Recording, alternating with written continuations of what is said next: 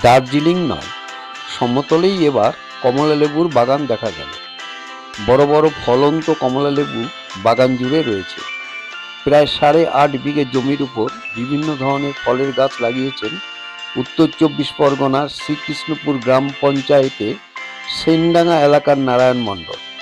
বেশ কয়েক বছর আগে তিনি ছোট্ট একটি ফলের বাগান দিয়ে তার নার্সারি ব্যবসা শুরু করেছিলেন, নাম সুধীর নার্সারি।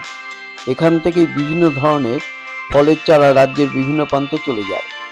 রয়েছে বিভিন্ন ভ্যারাইটির কমলা লেবুর গাছ। কয়েক বছর ধরে ফল যে ব্যাপক হারে উৎপন্ন হচ্ছে এখানে। ডিসেম্বর চলছে, এখনো গাছে প্রচুর ফল ধরে আছে। রাসায়নিক সার নয়, জৈব সার প্রয়োগ করেই তিনি তার বাগান এখন পরিচর্যা করছেন। কি নেই তার বাগানে? সব ধরনের ফলের গাছ এখানে রয়েছে। সবচেয়ে বেশি সাফল্য তার কমলা লেবু বাগান তৈরিতে। প্রতিদিনই তার এই বাগান দেখতে বহু মানুষ চলে আসেন এখানে।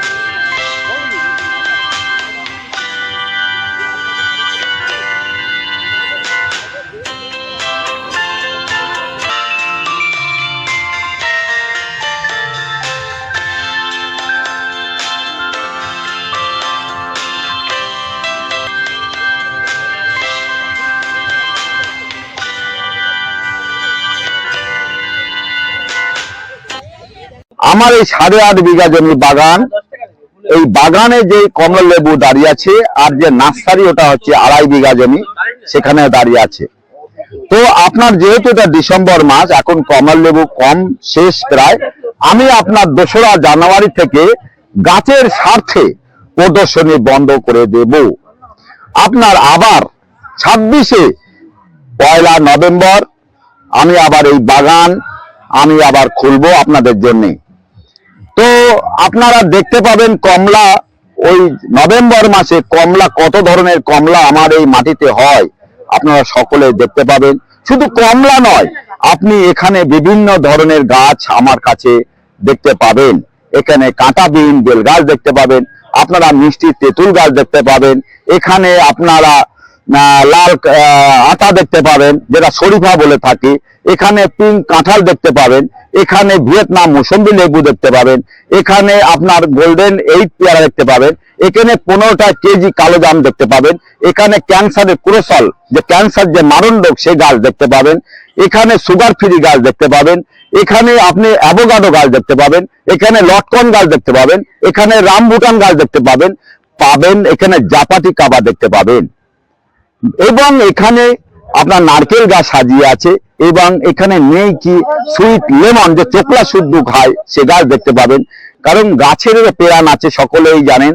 আপনারা হুড়োহুড়ি করবেন না, ধীরে ধীরে বিভিন্ন গাছ আপনারা দেখতে থাকুন।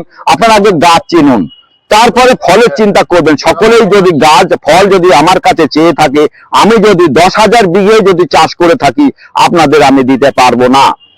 তো আপনারা আসুন, দেখুন যে সমতলে যে কমলা লেবু যে হয় বা মিষ্টি, এটা ভাববার ব্যাপার। আপনারা বুঝুন বা যারা আমার কাছ থেকে যারা চারা বিভিন্ন ধরনের চারা নিয়ে যেতে পারবেন, সেই চারাগুলো যদি আপনার ছাদে আঙিনায় আপনার চাষের জমিতে লাগান, সমস্ত রকম সহযোগিতা আপনাদের করে থাকি। সেই একই রকম আমার বাগানে যতটা ফল হবে ততটুক আপনার বাড়িতে যদি হয়, আমার মতন খুশি আর কেউ হবে না।